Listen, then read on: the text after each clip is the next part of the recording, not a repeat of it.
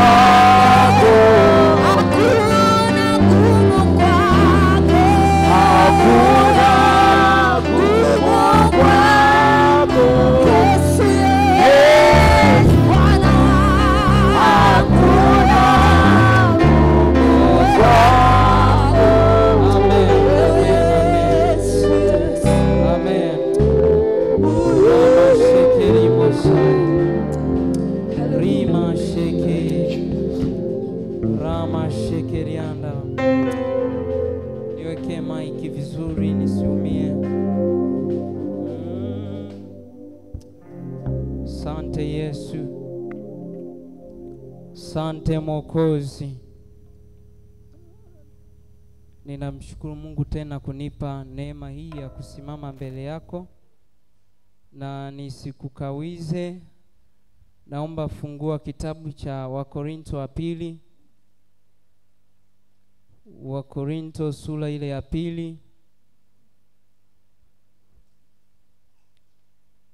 Wakorinto sura ya pili. Mstari sura ile ya 5. Sura ya 5 Wakorinto wa pili. Na mstari wake ule wa 17. Biblia yangu inaniambia hii ya Kiswahili cha kisasa inasema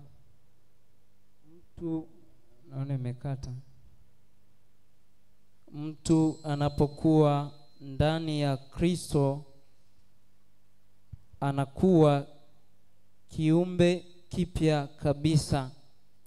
Mambo ya zamani yanakoma na ghafla kila kitu kinakuwa kipya. Ndivyo Biblia yangu inaniambia hivyo. Kwa Biblia yako hiyo inasema, tazama mtu akiwa ndani ya Kristo yamekuwa mapya, ya kale yamepita, tazama yamekuwa nini? Bwana Yesu asifiwe sana. Hayo mapya unahisi ni mambo gani? Ni maisha. Huyo amesema maisha. Mwingine anasema kila kitu mpaka nywele zinakuwa mpya. Sawa. Sasa wangapi wanaamini Yesu anaweza yote? Si ndio? Bahati mbaya tulichokiimba na nitakachokifundisha vitoko vitu tofauti. Afu utajiuliza jamaa kwa nini alifundi? Tuliimba kwa nini yote yanawezekana, afu tunafundishwa kitu kingine. Kuna maana baadaye nitakuelekeza. Si wote tunaamini Yesu anaweza. Leo tutajifunza juu ya kitu kinaitwa tabia.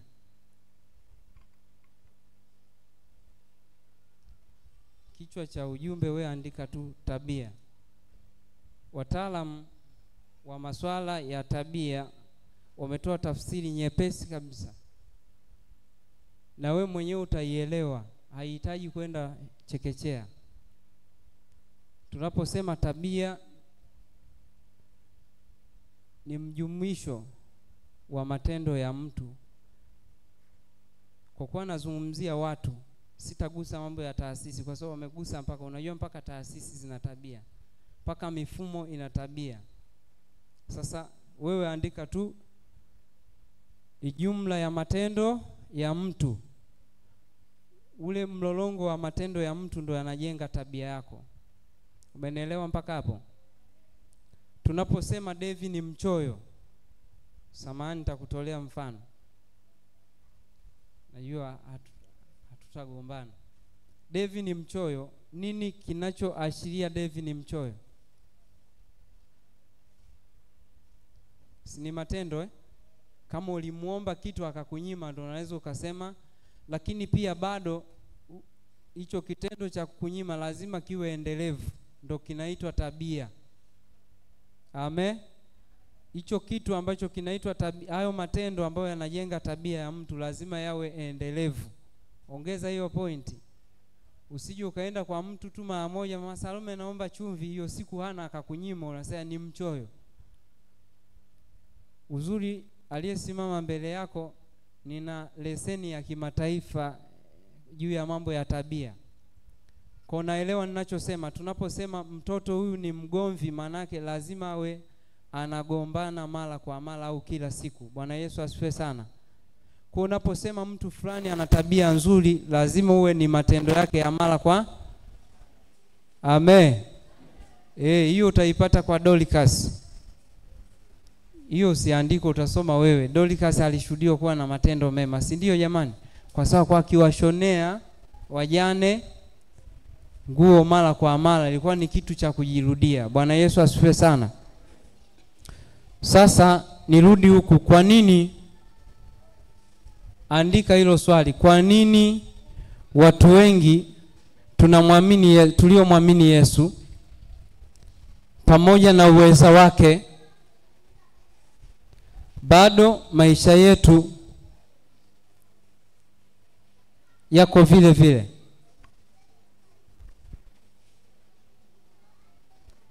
Kwa nini watu tulio wengi ambao wamemwamini Yesu bado maisha yao yako vile vile?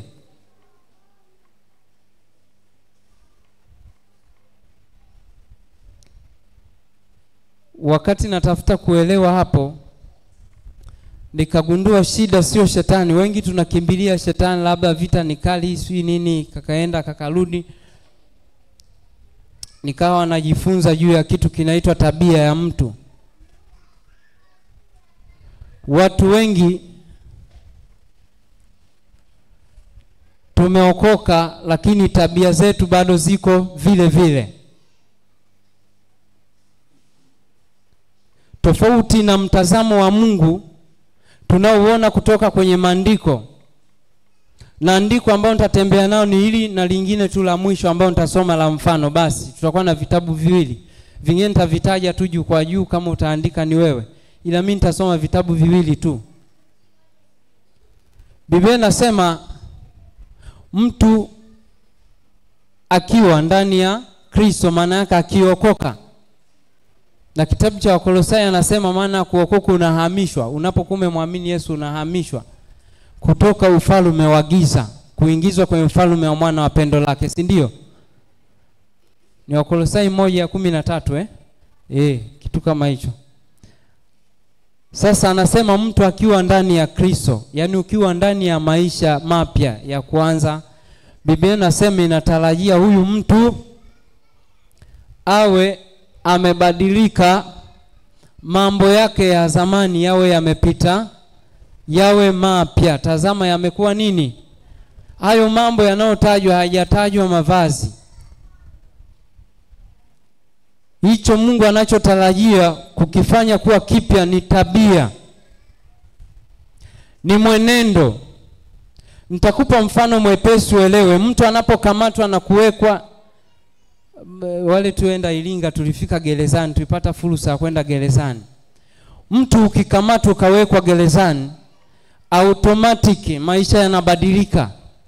Na tabia inatakiwa ibadilike, utake usitake. Cha kwanza kinachobadilika ni jina lako linabadilika. Hutaitwa Francis tena, utaitwa mfungwa namba ngapi, kule utaitwa kwa jina lako. Hiyo utake usitake, kitu status yako inabadilika, hata utambulisho wako. Lakini pia kule ukienda una kitambi, huhitaji kufanya diet, maana mlo ni mmoja. Utakula saa 9 ya alasiri mpaka kesho saa 9. Hiyo utake usitake utapungua. Ndio maana kule mimi sikuona kibonge. Labda wenzangu kama mliwaona, na kama alikuwepo alikuwa ni mahabusu ana siku 2. Kwa nini jamani? Mlo mmoja kwa masaa 24 na shughuli zisizokuwa na kipimo, unafanyishwa kazi ambazo hazina kipimo. Sidhani kama unaweza ukanenepa. Yaani hapo ni neema ya Mungu tu inakulinda. Amen. Kwa hiyo maisha ya mtu akiingizwa tu gerezani yanabadilika, kuanzia utambulisho wake mpaka system hata ya kula. Kule wanalala, ukimaliza kula hiyo saa 9 wale wafungwa, kinachofuata ni kutafuta kitanda kiko wapi ukapumzike. Sasa Frank umezoea kulala saa 5 usiku. Hii zaidi ya seminari kulala saa 2 usiku. Waliosoma seminari wanaelewa ni saa 2 mkimaliza kula mnaswago kwenda kulala. Wale wanasoma sana mchana. Sasa ninachotaka kusema, ikiwa kama gerezani mfungwa anabadilishwa maisha, automatic yanabadilika. Vivyo hivyo huku kwenye ufalme wa Mungu, Mungu anatamani, na ndio kusudi lake. Kwa sababu anajua tulipokuwa katika ufalme wa shetani, tulijulikana kwa sifa fulani ambazo zilijengwa na matendo yetu. Kuna watu walikuwa ni wagomvi, kuna watu walikuwa wanavuta bangi. Mmoja wapo mchungaji wetu kiongozi, lakini alipookoka anasema alienda akafyeka yale mashamba na akaacha nini? Akaacha kuvuta bangi. Manake hilo ni badiliko alilipokea. Hiyo ndo tofauti ya kwamba huyu aliyeingia ndani ya Kristo, kule alikuwa anavuta bangi, lakini alivyoingia ndani ya Kristo tayari huku anaanza kuitwa asiyevuta bangi, mtakatifu, mwana wa Mungu, mwenye matendo mema, asiyegombana. Bwana Yesu asifiwe sana. Umenielewa mpaka hapo? Bahati mbaya, nachotaka kusema, watu wengi tuko ndani ya wokovu lakini hatujabadilika. Bado tuko vile vile. Wewe mwenyewe wakati unaenda kufundisha ili somo, naomba uanze kujifanyia tathmini. Halafu mwishoni uwe na sababu ya kumwambia Bwana unisaidie.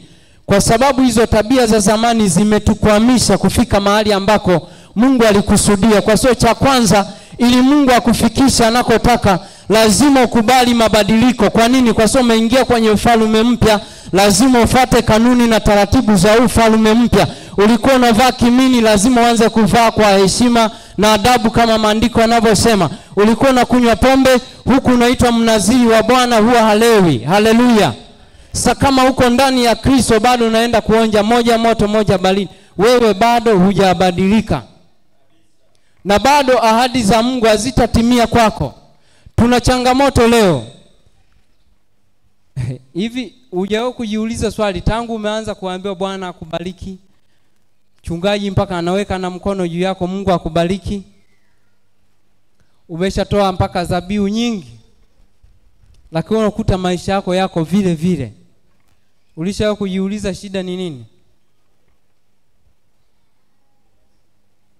Unatamkiwa mpaka umefika mahali wengine tunasema mchungaji hana upako, mimi ngoja niende kwa nabii mwingine, unahama. Kumbe shida sio mchungaji wala madhabahu kwamba haina nguvu ya kukubadilishia maisha yako. Shida ni sisi mwenyewe. Jamani, tabia ni kitu ambacho kinasaidia zile baraka za Mungu ambazo zinakuwa zimetamkwa juu yetu. Kama tabia yako ni nzuri, iweze kukutunza kwenye mstari mpaka wakati timilifu wa yale matamko ya baraka yanapokuwa yametimia, yatokee kwako. Kwa mfano, leo nitaongea kwa mifano halisia tuelewane. Mtu umetamkiwa Mungu akubariki kijana, utakuwa na ndoa nzuri yenye baraka. Kabla hujafika ile hatua ya kufunga ndoa hiyo yenye baraka, unachepuka, unajiozesha mapema. Unatarajia lile tamko alitamka kuhani kwamba utakuwa na ndoa njema, unafikiri itaendelea kuwepo pale pale? Tabia, kwa kumbuka kilicho asili hapa ni nini? Tabia yako imebadilika. Badala ya kuenda kuwa tabia nzuri, kilichomtunza Yusufu, alikuwa amepewa ndoto kubwa sana ya kuwa kiongozi mkubwa.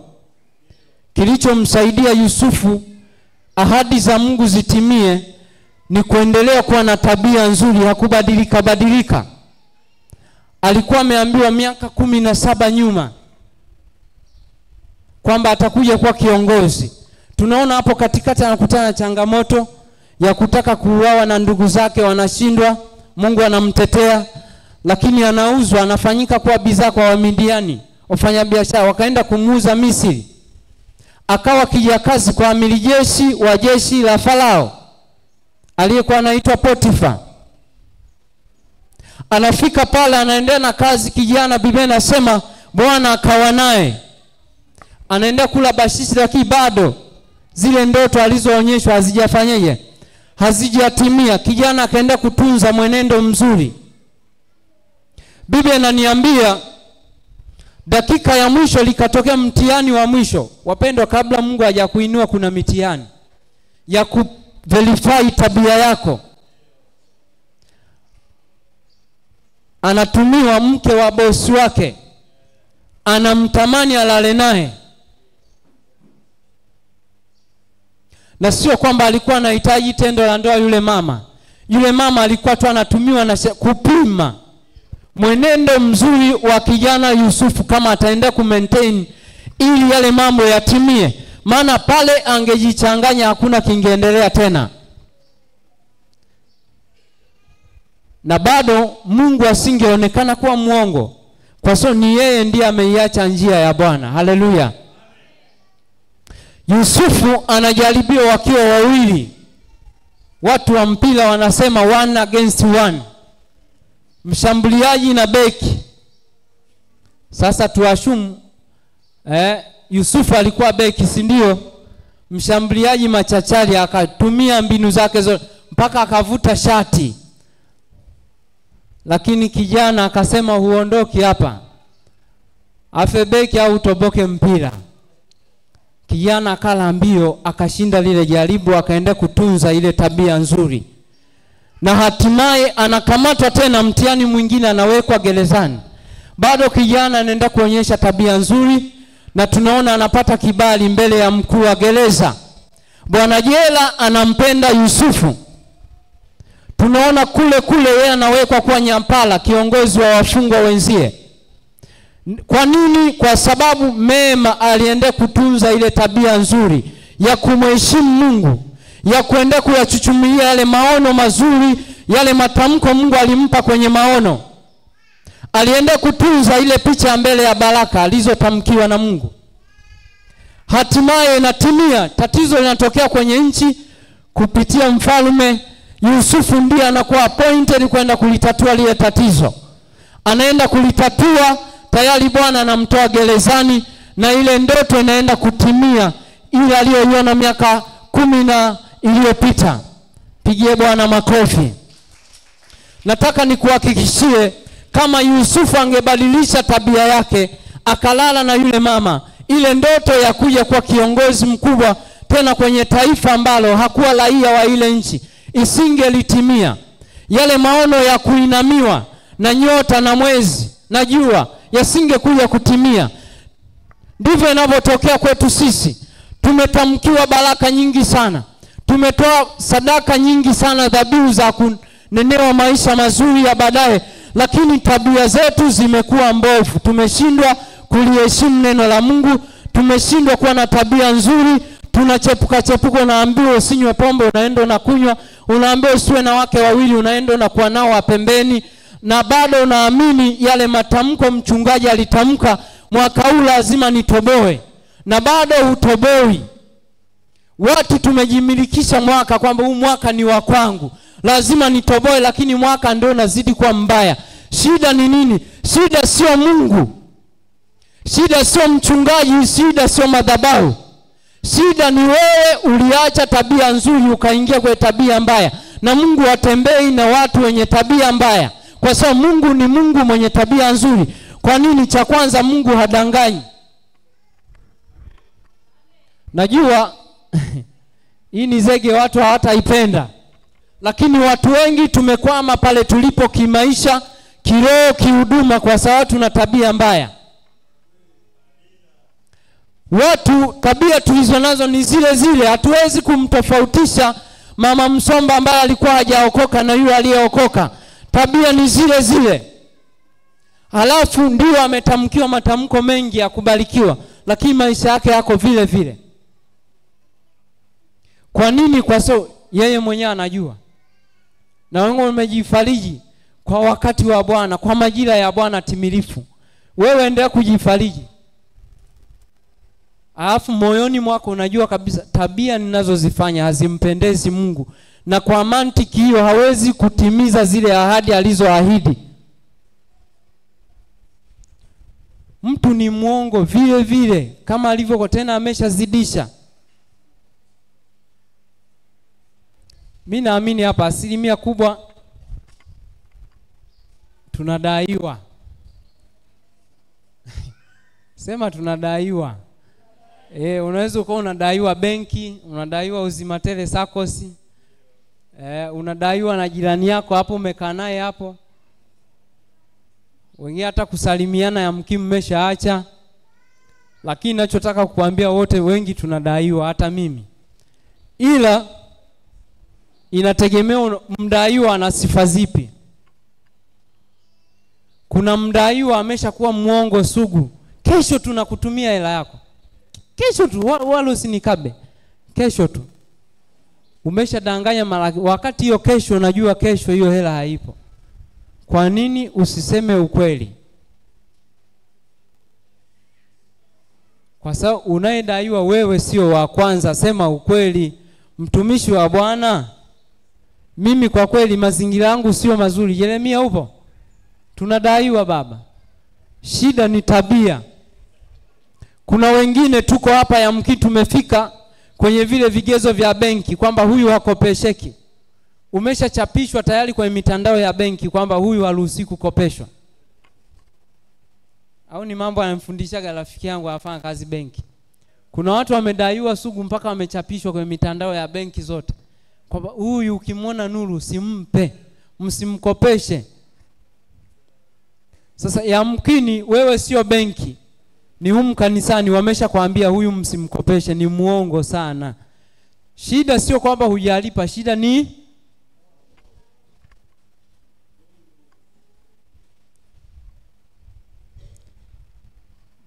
tabia mbaya inazuia baraka za Mungu. Na wengi tumefika mahali mpaka tukamwona kama Mungu hawezi kufanya. Mtu unakuta Mungu, tunaamini Mungu anaponya magonjwa yote. Hiyo ndio imani yangu na ndio neno lake, na tumemwona Mungu anasaidia watu. Na we mwenyewe umeshaona akisaidia watu. Shida wakati mwingine sio imani, shida ni tabia yako. Unaamini Mungu anaponya, lakini wakati huo wakija mtu akakwambia kuna mganga mzuri Kigoma au ni Sumbawanga, naonaga matangazo mengi ya Sumbawanga. Kuna vimeseji vinatumwaga huku hata kwangu kwamba yule babu wa Sumbawanga anatajirisha haraka. Vinakujaga kwangu, sijui kwako. Sawaga na vipiga gombo tu mimi. Yaani yule huwa anaondoka na gombo. Sasa mpendo amekaa. Wakati huo ameaminishwa kuna babu Saidi kule Sumbawanga. Matibabu yake ni ya haraka, anachepuka, anasema anaenda kumuona shangazi. Anaenda anapiga kikombe cha babu. Anarudi anasema Yesu yu mwema, yu mwema. Hivi unatamani unataraji Mungu atamfanyia huyo mtu muujiza? Kwa sababu Mungu anaogopa kushare utukufu, kuchangia utukufu. Kwa sababu anajua akikuponya umetoka kupiga kikombe, wewe utasema babu Saidi alifanyaje? Sasa Mungu anakaa pembeni, hiyo kesi anaiacha. Anasema ngoja tuone babu wa kikombe kama kikombe kitakusaidia. Ndio maana umekwama huko hapo. Biashara imeshaombewa mara kibao, haiendi. Kwa sababu pia umefukia kitu pale kwenye biashara yako. Umeaminishwa, imeandikwa jisaidie na Mungu atakusaidia. Sasa ikiwa maandiko yamesema uwezi kurefusha, hata tuache kuhesabu nywele yako. Alafu leo unataka utuambie ujisaidie, alafu na Mungu atakusaidia. Inawezekana wapendwa? Sasa wengi ndipo tulipokwama. Unafanya biashara huku Mungu, huku kibuyu cha babu. Bibi yako ulisimuliwa bibi yako alikuwa na mzizi mkali sana wa biashara. Kwa na wenyewe unatembea nao bado. Halafu unajifariji ya kale. Acha kutuchanganya wewe. Yaani wewe ni kaafisi umekaa katikati ya kondoo. Hiyo ndio lugha nyepesi tunaweza tukaitumia. Ni pombe imekaa kwenye chupa ya soda. Kwa hiyo utaendelea kuweweseka humu. Umekaa kanisani, wanasema kanisa la Kipentekoste, mchungaji yupo, miujiza inafanyika, wewe matatizo yako pale pale. Kwa sababu unachanganya Mungu wawili. Tabia yako bado ile ya zamani ulizoea kuchukua kakuku keusi jioni. Kwenda kwa Kalimanze kuangalia njia zako. Kuna watu leo wanasema wameokoka, lakini bado akitaka kusafiri lazima akaangaliziwe njia ziko safi au chafu. Anayekuangalizia hata dakika moja mbele hajui itakuwaje. Ndio unayemwamini kwamba mambo yako yataenda vizuri. Nataka nikuhakikishie kwa tabia hizo, kama hatutabadilika, maisha yetu yatabaki vile vile. Hata kama tutatoa sadaka za kutosha, tutatamkiwa baraka za kutosha asubuhi mpaka usiku, bado maisha yatakaa vile vile kama hatujaamua kubadilisha tabia zetu za zamani tukavaa utu upya.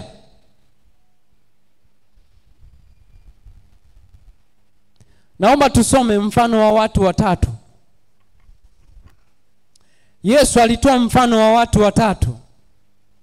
Alitaka kuonyesha kwamba mtu asiyebadilisha tabia zake, mwenendo wake, anapokuwa anafanya kazi au biashara na Yesu, hawezi kufanikiwa kwenye maisha yake. Hata kama analala kanisani, unakesha, unaomba, unatoa sadaka, unatamkiwa. Ndio maana wewe mmeshaenda kina Mwamposa wameshaomba, kina kuhani Musa wameshaomba, wameshakuuzia na kitenge cha upako, umeshavaa, bado maisha yako vile vile. Binti, unalaumu kwa nini hupati mchumba wakati tabia zako mbovu? Kila mtu anajua ni nani anayeweza kujiriski dunia ya leo iliyojaa vurugu. Kijana, unalalamika, sipati mchumba hapa, labda niende mbali. Tabia zako mbovu. Anajua una wasichana 5, yeye wa 6. Na yeye mwenyewe hana uhakika nani anakubali aolewe na wewe. Baba, unalalamika ndoa haina amani wakati unajua kabisa kule unakoshinda unao 3.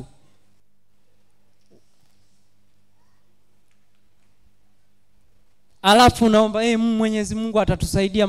Alafu milija, kwanza umeshafungua milija ya hela. Yaani kabla ya shetani kukupiga kule, si unahudumia, pesa zinaenda. Alafu bado yani uchumi mgumu jamani. Yani shetani, ngoja mwaka 2026 ni wa kwangu. Watu mmeshajimilikisha miaka, lakini maisha ni magumu vile vile. Na utamiliki sana hiyo miaka, afu utoboi kama utaamua kubadilika.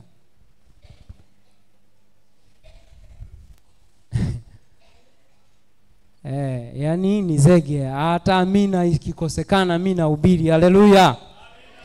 Fungua kitabu cha Mathayo sura ya 25. Tusipobadilika hatutoboi. Yani una michepuko 5 alafu unatarajia eti mapato yaongezeke. Yanaongezeka kutokea wapi? Shule ipi ya uchumi ulisoma? Yani matumizi yanazidi mapato yako, afu unataka uwe tajiri wewe huyo. Utaishia kupiga kuwasifia kina GSM. Yani jamaa limeongeza magari. Endelea kuhesabu ya wenzako. Na mengine utahesabu ya washirika wenzako watakao nunua. Mimi nakwambia utaenda kusema yani bora wao. Kwa taarifa yako na kuondolea hii mindset. Unajua kuna watu mimi nimefuatilia maisha, sio aliyesoma wala aliye na akili sana wala mtafutaji sana anayetoboa. Maisha yanahitaji tu tulize kichwa. Mungu akusaidie. Mimi sinakwambia, kwani wangapi wana hela afu hawajaenda hata darasa la kwanza? Sasa wewe umekalili eti mimi sina hela kwa sababu nilifeli form 4, nilifeli darasa la 7. Endelea na kujiaminisha hivyo. Wenzio hawakufika hata darasa la 2. Waliishia la kwanza A. Kule kijijini kulikuwa na darasa la kwanza A mpaka F. Aliishia la kwanza A na saa hizi anamiliki mabilioni. Wewe umekalia sikusoma. Tabia yako mbaya. Una michepuko 5 unasingizia ulifeli shule. Hutaki kusema kwamba hela natapanya. Hutaki kusema mimi ni mvivu wakati wengine wanafungua duka saa 1. Mimi la kwangu nafungua saa 6. Nakuta wateja wameondoka. Hutaki kuadmit huo ukweli. Utabaki hivyo hivyo.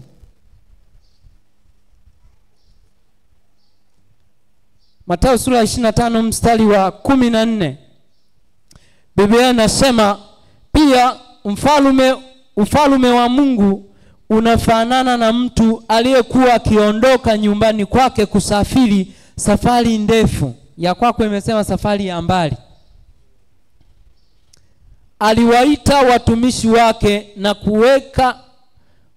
kuwaweka kuwa wasimamizi wa mali zake. Naomba usikilize kwa makini huu mfano. Alimgawia kila mtumishi kiasi cha mali atakachosimamia. Alimpa mmoja talanta 5, alimpa mtumishi mwingine talanta 2, na akampa mtumishi wa 3 talanta 1. Kisha akaondoka. Mtumishi aliyepewa talanta 5 alikwenda akazifanyia biashara, na talanta zile 5 zikazaa talanta 5 zingine. Mtumishi aliyepewa talanta 2 alifanya vivyo hivyo. Mtumishi huyo alizifanyia biashara talanta 2 alizopewa, na zikazaa talanta 2 zingine.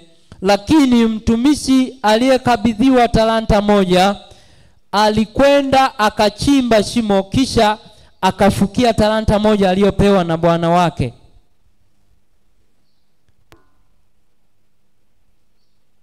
Baada ya muda mrefu kupita, bwana wao alirudi. Aliwauliza watumishi wake, walizifanyia nini talanta alizowaachia? Mtumishi aliyekabidhiwa talanta 5 alimletea bwana wake talanta 5 alizomwachia na talanta zingine 5 zaidi. Mtumishi akamwambia bwana wake, bwana, uliniamini ukaniachia talanta 5 kuzitunza, hivyo nilizifanyia biashara na kupata talanta 5 zaidi. Bwana wake akajibu, ulifanya vema, wewe ni mtumishi mwema unayeweza kuaminiwa. Sema mtumishi mwema unayeweza kuaminiwa. Hapo kuna mambo mawili. Cha kwanza ni wema. Cha pili ni nini? Kuaminiwa au uaminifu. Twende baadaye tutajifunza. Ngoja nimalizie. Nimeishia mstari wa ngapi? 21. Bwana wake akajibu, ulifanya vema, wewe ni mtumishi mwema unayeweza kuaminiwa. Ulifanya vizuri kwa kiasi kidogo hicho cha pesa, hivyo nitakufanya kuwa msimamizi wa mambo makuu. Njoo usherekee pamoja nami. Kisha mtumishi aliyepewa talanta 2 akaja kwa bwana wake, akasema, bwana, ulinipa talanta 2 ili nizitunze. Nilizifanyia biashara talanta hizi 2 na nilipata zingine 2 zaidi. Bwana wake akajibu, ulifanya vema, wewe ni mtumishi mwema unayeweza kuaminiwa. Ulifanya vizuri kwa kiasi kidogo hicho cha fedha, hivyo nitakufanya kuwa msimamizi wa mambo makuu. Njoo usherekee pamoja nami. 24. Ndipo mtumishi aliyeachiwa talanta 1 akaja kwa bwana wake, akasema, bwana, nilijua wewe ni mkorofi sana.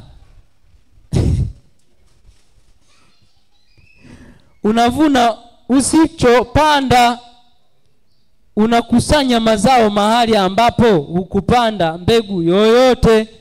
Hivyo niliogopa, nilienda nikaificha talanta yako ardhini. Hii hapa ni ile talanta 1 ya fedha ulionipa. Bwana wao akajibu, wewe ni mtumishi mbaya na mvivu. Sema mbaya na mvivu. Kula aliambiwa mwema na mwaminifu. Huyu mbaya na mvivu, unasema kwamba ulijua ninavuna nisichopanda na ninakusanya mazao ambayo sikupanda mbegu yoyote. Hivyo ungeweka pesa yangu benki, kisha wakati nitakaporudi ningepata talanta yangu 1 na faida ambayo ingezalishwa na talanta yangu. Hivyo bwana wao akamwambia watumishi wale wake wengine, mnyang'anyeni talanta 1 mtumishi huyo na kumpa mtumishi mwenye talanta 10. Kisha aliyezalisha faida atapata zaidi, atakuwa na vingi kuzidi mahitaji yake. Lakini wale wasiotumia walivyo navyo kuleta faida watanyang'anywa kila kitu. Kisha bwana wao akasema, mtupeni nje gizani mtumishi huyo asiyefaa, ambako watu watalia na kusaga meno kwa maumivu. Sasa nisikilize. Ili andiko lilikuwa linazungumzia hukumu ya mwisho. Sasa leo linakujia kwa mantiki nyingine. Nisikilize, hao watu walikuwa wangapi? 3. Wameachiwa mtaji, waliachiwa fedha. Mwingine 5, mwingine 2, mwingine 1. kuna swali la msingi la kujiuliza, kwa nini aliwaachia viwango tofauti? Jibu unalipata kule chini. Kumbe Mungu, huyu Bwana alikuwa anatolea mfano, ni Yesu mwenyewe. Huyu mtu alijua uwezo wao. Unajua kila mtu anapewa kitu kulingana na uwezo alionao. Sio elimu, sio afya ulionayo, anakupa kulingana na uwezo wa kufikiri. Hapa alikuwa anaangalia mental setup ya kila mtu. Uwezo wa kufikiri, kuzalisha kitu. Tunaona alipowaachia, yeye aliwaachia simamieni hii. Lakini wale wawili wakajiongeza kwenda kufanya nini? Biashara. Maana walijua kuisimamia. Jamani, ukiachiwa helo naambiwa naomba uitunze hii, unajua mwenye akili hii nitaila tu. Bora nijiongeze nikaifanyie biashara. Angao niona napiga ili Bwana atakaporudi aikute. Wawili wakajiongeza. Wakazalisha mara 2 yake ya vile walivyoachiwa. Bwana wao akawaambia, vema mtumishi mwema na mwaminifu, wafaa kuaminiwa. Kumbe Mungu anachoangalia ni tabia ya uaminifu. Mtu akiwa mwaminifu, akiwa na tabia ya uaminifu, huyu mtu hawezi kupata hasara katika maisha yake. Yawe mambo ya huduma, yawe mambo ya utafutaji. Mtu mwaminifu daima atafanikiwa. Tunaona watu wawili walipambana kwa uaminifu wao. Na Bwana wao baada ya safari ndefu, waliporudi alikuwa hajui wamezalisha shingapi. Bado walikabidhi kila kitu kama kilivyo. Kwanza ule mtaji, na bado wakakabidhi na nini? Na biashara. Ndio maana wanapewa sifa ya uaminifu. Changamoto moja ambayo tunao, tabia moja mbaya tulionao watu wengi. Tunapozungumzia uaminifu, uaminifu ni uwezo wa kufanya jambo kwa usahihi pasipo kusimamiwa na mtu yeyote. Kwa mfano, kitu kimoja wapo Mungu anatupima nacho kwa uaminifu ni utoaji wa sadaka ya fungu la 10. No one knows how much you get at the end of the month. Si ndio? Hamna anayejua mapato yako mwisho wa mwezi. Lakini wewe ndio unayekaa unajifungia kule, unakata 10%. Leo nilikuwa nafundisha darasa langu la teenagers. Formula, nilifeli hesabu lakini sio za pesa. Niliwapa, si ndio Rebeka? Niliwapa formula za hesabu kabisa, ile kwamba jumla ya mapato kuzidisha kwa 10 chini ya 100 sawa sawa na 10%. Ndio uzuri wa kuja kanisani, unapata na elimu bure darasani. Haleluya. Kwa nilikuwa nawafundisha vijana wangu pale, kwa sababu wamekuwa wanahangaika kukata 10% ya pesa wazazi wanazowapa kwenda kula shule. Sasa ninachotaka kusema, ukataji wa fungu la 10, bwana mzee wa kanisa, unahitaji uaminifu, kwa sababu hamna anayekuweko kukusimamia. Na Mungu ametukomesha, amesema ule mstari wa 10 Malaki sura ya 3 anasema leteni zaka kamili. Sasa wengi wao mnaleta tu zaka, wengine zaka unaleta tu ili mradi unajua kabisa ulitakuwa ulete 100,000, unaleta 90,000, unasema Bwana ajua wewe ni mtumwa mbaya usiyefaa kuaminiwa. Hata usiposema amina, wewe unajijua tabia yako hiyo mbaya. Hata waombee haya matoleo, mchungaji apige na sarakasi kama yule mbunge wa Hanang. Yaani hizo baraka baba hazishuki. Hicho kikapu hakitajaa kukusukua. Wewe ukuleta kamili. Mimi sinakwambia. Amesema leta kamili. Wewe tu kwa akili yako alafu wengi watu Bwana ajua. Bwana anajua. Na yeye anajua unajikaanga mwenyewe. Amen. Amen. Kuna watu wanasema silingeenda tu huko kuhubiri kwenye mikutano. Humu tupone kwanza. Si tumesema tuko ndani ya Kristo. Tubadilike. Amen. Amen. Nisikilize. Uaminifu, watu wengi tabia ya uaminifu hatuna. We mwenyewe ni shahidi, mnagombana hata huko na viongozi wa makundi, viongozi wa idara kwa sababu ya kukosa nini? Uaminifu. Mtu ameambiwa njoo juma ngapi, si mmeelewana sanga, hauji na utoi taarifa. Hiyo ni tabia mbaya, si ndio? Yaani hiyo sitarajie baraka hapo hamna kitu. Mmeo anakuambia utafanya hivi, hufanyi, tabia mbaya. Yaani wewe sitarajie kupendwa. Yaani mume wangu siku hizi upendo umepungua. Sisi angalia tabia zako, mwenendo wako unaenendaje. Mtoto asiyekuwa na tabia nzuri nyumbani huwa hapendwi na wazazi hata kama walimzaa. Huo ndio ukweli. Kweli mchungu kabisa, ila mzuri tunapona. Imeandikwa wewe utafungua sana mama Msomba. Imeandikwa mwanaume mpende mkeo. Si mama utasoma mno afu jamaa hata anakuangalia tu. Viashi mwenendo wako haumshawishi kukupenda. Jamani, sio kwa sababu imeandikwa ndo nitengenezee mazingira magumu. Yaani ndo niumie kama niko vitani wakati niko kwenye ndoa. Ndio maana wengine wanafungashaga kalambo kale, anakuwa anaenda kama anaenda mgodini kule Buzwagi. Jumla anaenda kutafuta. Ukipiga simu anakuambia bado sijapata. Si unajua mambo ya madini. Madini ni majini. Tabia kama mdomo karefu huku nyumbani watu hawapumui kama wako studio.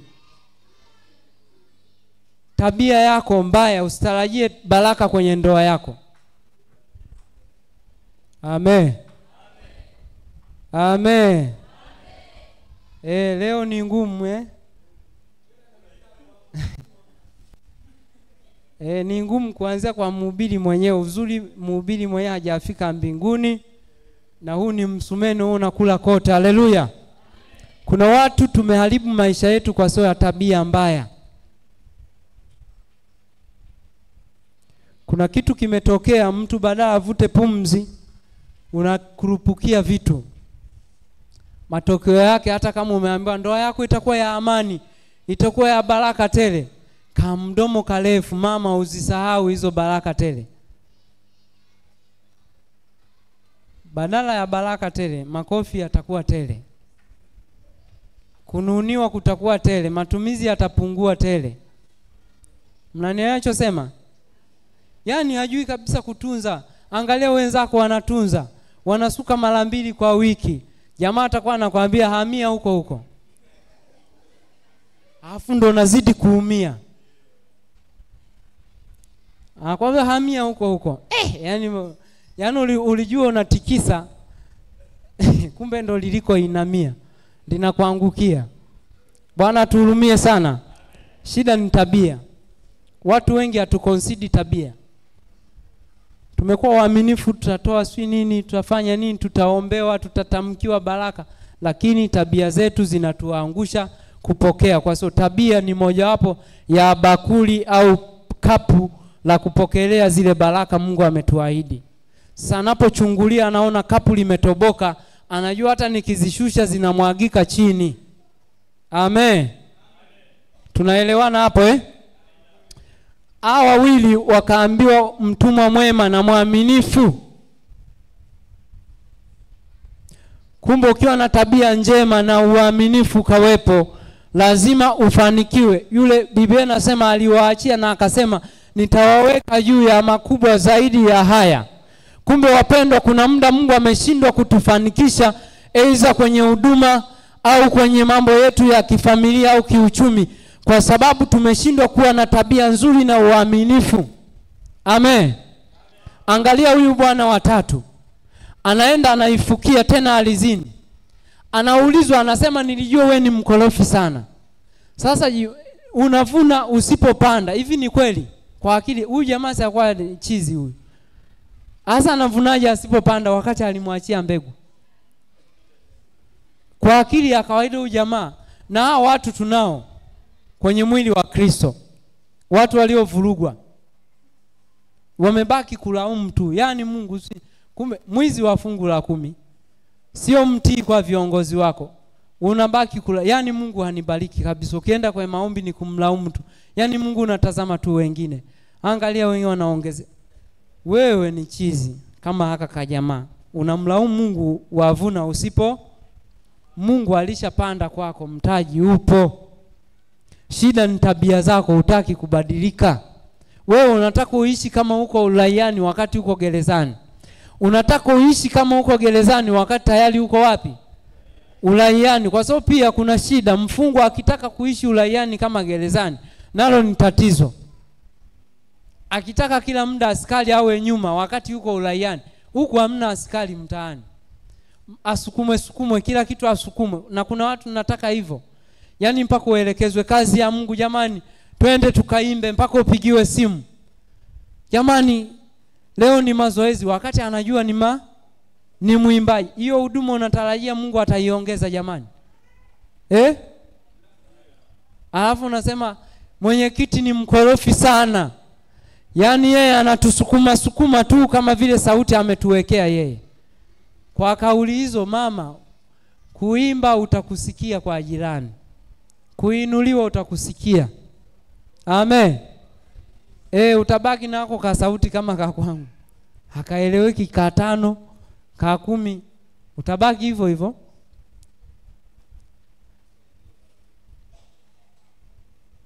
Bwana akaambiwa hivi, ungelijua ni hivyo ungechukua hiyo talanta ngapi ukaenda kuiweka benki. Benki huwa kuna za riba, ningepata faida. Bwana tusaidie sana. Kuna mtu kwa mfano unalaumu mwaka huu wangu, mwaka huu wa kwangu, na kila siku mwaka wa kwangu. Alafu ni mvivu kufanya kazi kama haka kabwana katatu. Hivi haka kajamaa, unaona hapa kalinyang'anywa kila, akanyang'anywa. Akapewa yule jamaa mwenye nazo 10, aliyezalisha 10. Ndio lile andiko kwa Biblia yako inasema mwenye nacho ataongezewa zaidi. Sio upendeleo. Maana yake huyu mwenye nacho alikuwa na sifa moja, kwamba yeye ni mchapa kazi. Kuna watu ni maskini, kuna watu huduma zetu ziko chini, sio kwa sababu kwamba hatujapewa hicho kipawa, ni kwa sababu ni wavivu kufanyia kazi tulichopewa. Umepewa huduma ya kuhubiri, uhubiri, usitarajie huduma itakuwa. Umepewa kuimba, huimbi, usitarajie utakuwa mwimbaji wa kimataifa. Wewe unatiwa tu, unabaki tu, iko siku nitainuka. Kuna tumaini tena kwa mtu uliokatwa. Utachipuka, mtanipigia makofi tu. Unaweka na wimbo wa Rose Muhando, waliokuzalau ipo siku wewe toka hapa.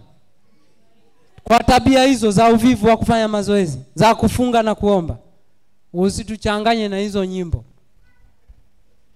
Kama unabisha tukutane 2030. Nakupa miaka 4 mingine mbele. Wewe si upo, si tuko hapa. Mambo ya Mungu ni practical, ni science. 2030 tukutane. Kwa hizo tabia kama utakuwa umetoboa. Unasema hali tete, sui nini? Umekaa nyumbani. Unazidiwa na Waswahili walisema mtembea bure sio sawa na nini? Unatembea bila maono. Biblia imetufundisha maono, kitabu cha Mithali. Pasipo na maono watu ufanyeje? Ushindwa kujizuia. Huna dira ya maisha. Unataka ufike wapi? Hata kama unaingiza milioni kwa wiki, tukutane 2030. Utakuwa huko vile vile kwa sababu huna dira ya maisha ya mbele. Hapo ukiulizwa mwakani unataka ufanyeje, hujui. Unataka umiliki nini, hujui. Watu wakisema hapa nataka nijenge gorofa, unaanza jamaa najisifu. Mimi ni maono yangu. Huzuiliwi kuwa na maono, si ndio? Juzi nimepita kwa Devi natoka kuhubiri, nikapita pale nje. Na sikujua kama mama anaumwa, ningepita kuwasalimia. Nipita pale nje, nikajua mpo huko. Yani ile hata maisha ukaamua sasa napafanya kuwa zahanati hapa. Nyumba yake inaruhusu. Anafungua zahanati, maisha yanaendelea. Bonge la jumba. Kwa nini uwe na maono makubwa madogo wakati bado kijana mdogo? Mimi always naambia vijana ambao bado tuna maisha marefu mbele, usijikatie. Bwana Yesu asifiwe sana. Sasa mtu huna maono, ufike wapi? Uimbaji wako hujui unataka ukaimbe wapi? Upo tu hapa, mimi tu inatosha hapa, inatosha. Utaona wenzako kina Dr. Ipiana wanapanda tu ndege wanaenda. Sio kwa sababu anaitwa Dr. Ipiana, ni kwa sababu alikuwa na vision. Amehudumu mpaka ikafika viwango, Mungu amembariki, ameacha kazi ya udaktari. Amen. Alikuwa na maono ya kumtumikia. Ukiwa na maono hayo, wengi itafika mahali hata hizo kazi unazofanya mtaacha, mtakuwa mnaitwa twende ukaimbe wapi, unalipiwa na tiketi. Wala huulizi mambo ya Mungu yalivyo, huulizi usafiri gani. Unaambiwa tu tumesha kutumia tiketi. Kwani baba uliendaga na ndege Shinyanga kwa wale wa India, uliwauliza usafiri gani? Alitumiwa tu tiketi. It just comes automatic. Muda wa Bwana ukifika wa kukuinua, kama una tabia nzuri na uaminifu wa kutumika. Wapendwa, nataka nikwambie kitu kimoja. Tunaposema uaminifu ni pamoja uambatane na uvumilivu. Utakuwa mwaminifu lakini mambo hayatatokea on the spot. Lazima uyape muda. Kwa nini? Mungu anataka kuthibitisha huu uaminifu ni wa kubipu au ndo jamaa ameamua kuwa maisha yake. Kuna watu walikuwa waaminifu mwanzoni, mlikuwa waaminifu, inaweza ikawa ni kwenye ndoa, inaweza ikawa ni kwenye biashara, ulikuwa mwaminifu sana, inaweza ikawa kwenye kutoa fungu la 10, ulitoa kwa, ila baada ya miaka kadhaa, mbona yale matamko nitamkiwa bado sioni zile baraka? Mbona ndoa yangu sioni chochote, nimejitahidi kwa ngoja nianze kupuyanga. Umeshaanza kupuyanga huko. Kwa nini? Ulikuwa mwaminifu lakini uvumilivu uliishia njiani. Zile baraka umezikosa ambazo Mungu alikuwa amezikusudia mbele. Uaminifu lazima uambatane na uvumilivu. Yaani mpaka, ndio maana Yesu alisema mpaka mwisho wa nini? Yaani manake mpaka mwisho wa jambo uone kweli hatafanya. Bwana tusaidie sana. Watu wengi tunakata tamaa hata kwenye utafutaji. Mtu anajaribu mwaka huu anapata misukosuko, hii biashara bwana naona inakatisha, unaiacha, kumbe mbele ndio ilikuwa fursa yako. Hiyo biashara iliyokula shoti mwaka huu.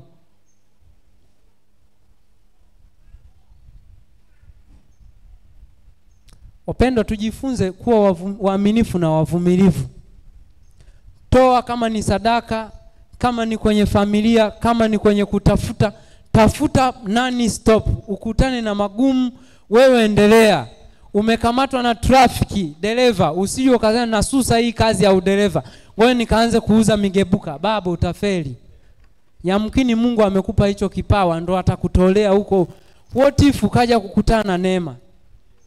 Yeremia upo? Ungekataka tamaa miaka 6 iliyopita, leo ungeendesha magari ya Ikulu wewe. Ungeyasikia baba, ungeyaona kwa taarifa ya habari kama wenyewe tunavyoyaona. Hicho kikazi unachokidharau, sikushona fundi cherehani. Unaweza ukashangaa Mungu anakuamini kwa sababu ya uaminifu wako. Na mafundi cherehani tunyoshe mikono. Hili imekuja kwa ajili yenu. Wengi ni wahuni. Hili ni onyo la Bwana kwenu. Wengi mmekuwa waongo. Sijui kwa nini imekuja hili. Mafundi cherehani mtaenda jehanamu kwa uongo. Mimi naelewa ninachosema. Kuna watu wako wamekaa humu, sio kwako wewe, ila mlio wengi. Kuna wewe umeacha nguo zako kwa mafundi zaidi ya miaka 5.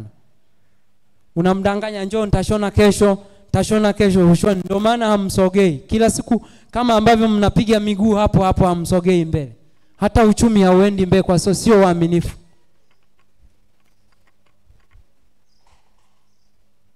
Lakini wako mafundi cherehani wenzako wanawashonea mawaziri kule nguo kwa bei. Nguo ya 80,000 wanaishona kwa milioni. Usije ukafikiri uchumi wao ni kama wa kwako. Unaishona gauni kwa 80,000. Mwenzio analetewa tenda za watu maarufu, anashona nguo ya 80,000 anaishona kwa 800,000. Usije ukajilinganisha naye hata siku moja. Kwa nini amefika hapa? Ni uaminifu na uvumilivu. Naomba mwe waaminifu na wavumilivu kwenye kazi yenu, na Mungu atawatokea na atawasogeza mbele. Najua hamtasema amina, lakini hili limekuja. Wewe ukisema ni katibu anaongea utajua mwenyewe. Mimi nikiwa hapa ni chombo cha Bwana, Mungu anahudumia watu wake. Bwana Yesu asifiwe sana. Watu wengi hatusogei kwa sababu ya tabia mbaya. Hivyo nafikiri kwa mfano, nimekuja leo umenipiga chenga suti ya kwanza, unafikiri suti ya pili nitakuletea? Vandi yule pala anajua tulishonaga nguo kwa mtumishi mmoja. Yule mtumishi ni fundi mzuri sana lakini ni muongo. Hatukurudi tena, naenda St. of Iringa kwa mke wangu, suruali si tumezifuata saa ngapi? Yaani mpaka umpige biti na kupeleka polisi ndio shone. Shame on you. Yaani nani alikulazimisha ukae fundi cherehani? Sungeacha.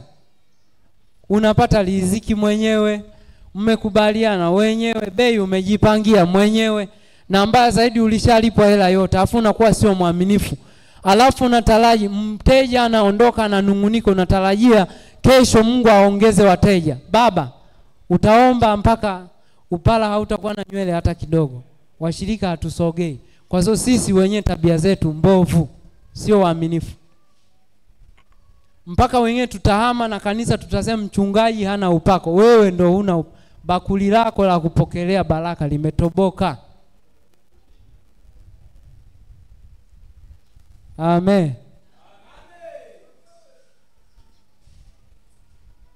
La mwisho, Zaburi ya 139. Tutakuwa tunasimama wakati tunasoma hilo andiko.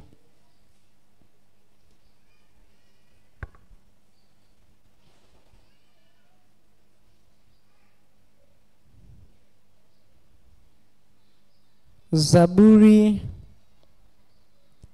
ya 139 inasema hivi. Ule mstari wake ngoja nifungue. Mstari wa 23 na 24. Daudi anafanya tafakuri ya maisha yake. Baada ya mambo mengi ni muhimu ufanye evaluation ya maisha yako. Kama kuna kitu ukagundua hakiko sawa, ukaamua kubadilika, na Mungu atatutokea, maisha yetu yatakuwa tofauti sana. Tulipo hapa yatosha. Tunahitaji kusogea mbele. Ndio maana Mungu ameleta huu ujumbe. Tubadilike tabia zetu ili andiko tunapolisoma yamekuwa mapya. Ya kale yamepita kweli. Mwenyewe hata wewe mwenyewe ukijishuhudia mimi kwa muuni, mimi kwa muongo. Ila saa hizi siwezi hata kudanganya, si kwa nini? Ndio hilo badiliko. Biblia inasema Mungu. Zaburi 139:23-24. Mungu nichunguze, ujue moyo wangu, unijaribu, uyajue mawazo yangu. Uone kama iko njia iletayo majuto ndani yangu, ukaniongoze katika njia ya milele. Ni muhimu sana. Ani maombi ya tafakuri ya mtu anayetaka kubadilika. Anasema uone kama iko njia iletayo nini? Kama sio mwaminifu, mjanja, unaona unagundua nimekwama ndoa yangu kwa sababu ya kutokuwa hivi, nimekwama uchumi wangu kwa sababu ya hivi, afya yangu imekwama hapa kwa sababu ya changamoto, mimi sio mwaminifu, sio mkweli. Kuna wewe mnadanganya.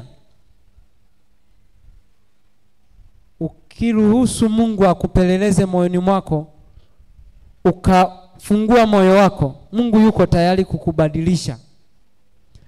Na ukishabadilika moyo wako kawa wazi kama mtumishi wa Mungu Yusufu, ufalme ni wako. Yala aliyoahidi yote, zile baraka zilizotajwa kwenye maandiko, zinazotamkwa na watumishi wa Mungu mbalimbali, utashangaa maisha yako automatic. Muda mwingine uhitaji maombi mengi, sui nini, kulia kwingi. No, muda mwingine ni kanuni. Moyo wako uko safi, tabia zako njema, umetulia. Kwa nini mabaya yakukute? Muda mwingine tunamwangushia shetani jumba bovu. Shetani alinipitia. Wamenisema shetani ndo alikuvalisha kimini, shetani alikuvalisha suruali inaacha nguo za ndani nje, jamani, mpaka watu wanakuchukia. Kweli ni shetani ndo aliyokununulia hiyo nguo?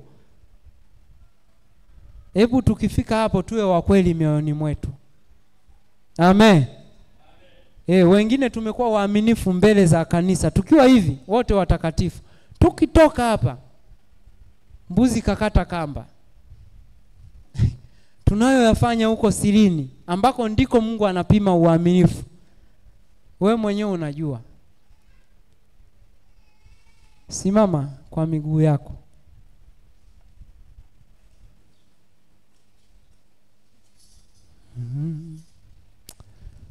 Mungu wetu hajashindwa kufanya yale ambayo tunatamani afanye, lakini wakati mwingine